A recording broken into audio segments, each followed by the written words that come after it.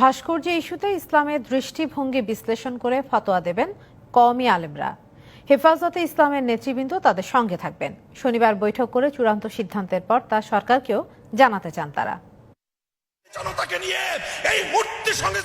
ভাস্কর্য ইস্যুতে সিদ্ধান্ত নিতে কওমি মাদ্রাসার সম্মিলিত শিক্ষা বোর্ড আল হাইয়াতুল উলিয়া লিল জামিয়াতিল কওমিয়া বাংলাদেশের চেয়ারম্যান মাওলানা মাহমুদুল হাসানের নেতৃত্বে শনিবার রাজধানীর যাত্রাবাড়ি মাদ্রাসায় বৈঠকে বসছেন বেশ কজন হেফাজত নেতা ও কওমি আলেম।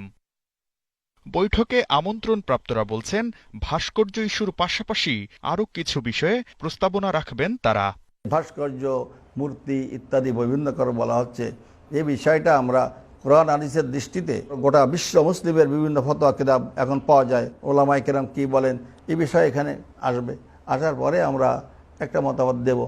বিভিন্ন দেশের তুলনা দেয়, ইসলামিক ওই কান্ট্রিতে এইটা আছে, অমুক আছে। ইসলামিক কান্ট্রির ওই বাদশা এবং রাজা প্রেসিডেন্টগুলি কি ইসলামের ফতোয়া অনুযায়ী ভাস্কর্য করছে, না তাদের সরকারি ক্ষমতা অনুযায়ী ভাস্কর্য করছে? যদি ইসলামের ফতোয়া অনুযায়ী ভাস্কর্য করে তাহলে আমাদের কোনো সে নাই, আমরা দ্বিতীয়বার ফতোয়া দেখব। ভাস্কর্য নিয়ে ইসলামের দৃষ্টিভঙ্গি সরকারের কাছে তুলে ধরতে চান হেফাজত নেতা ও কওমি আলেমরা। সরকারকে তাকে সুন্দর করে বোঝানোর চেষ্টা করা উচিত। আমরা ওই মিটিংয়ে এটাই করব। প্রধানমন্ত্রীর কাছে একটা ডেপুটেশন যে এইখানে জানাতে পারি যে এই ধরনের এই মত এই আছে, কথা এখন আপনার ব্যাপার। সরকারকে আহ্বান জানিয়েছি যে আপনারা বঙ্গবন্ধুর উনি একজন ব্যক্তি, এটা স্পষ্টকাতর বিষয়, এখানে আমরা বিতর্ক আমরা করতে চাই না।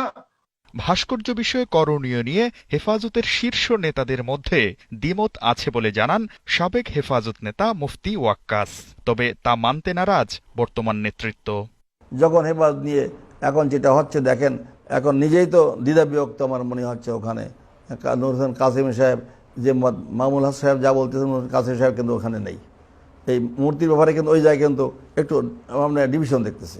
যিনি একটা অ্যাগ্রেসিভ ভূমিকা, যেটা মামুল হক সাহেবের বিভিন্ন কথাবার্তা বিভিন্ন জায়গায় এবং জয়নাদ বাবুনগরী সহ দেখা যাচ্ছে একটা লাইন, কাসিম সাহেব জন্য আমার মনে হচ্ছে এই লাইনে ডাইরেক্ট অ্যাকশনে যাওয়ার ব্যাপারে নূর হোসেন কাসিম সাহেবের মত পাচ্ছি না। এই ক্ষেত্রে আমাদের যত ধারা আলেমদের আছে, সেটা দেওবন্দি, গায়রে দেওবন্দি হোক, ফুলতলি হোক, চটচিনা হোক, ফুরফুরা হোক, চট্টগ্রামের গ্রুপ হোক, যারাই হোক না কেন, সবাই এই ব্যাপারে একমত।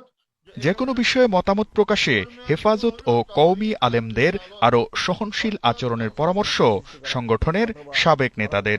অরাজকতা সৃষ্টি করা এটা আমি মুনাসেব মনে করি না। Shakir Ahmed, DBC news, Dhaka. রাজধানীতে পূর্বানুমতি ছাড়া সভা সমাবেশের ওপর নিষেধাজ্ঞার বিরুদ্ধে নিন্দা ও প্রতিবাদ জানিয়েছে বিএনপি।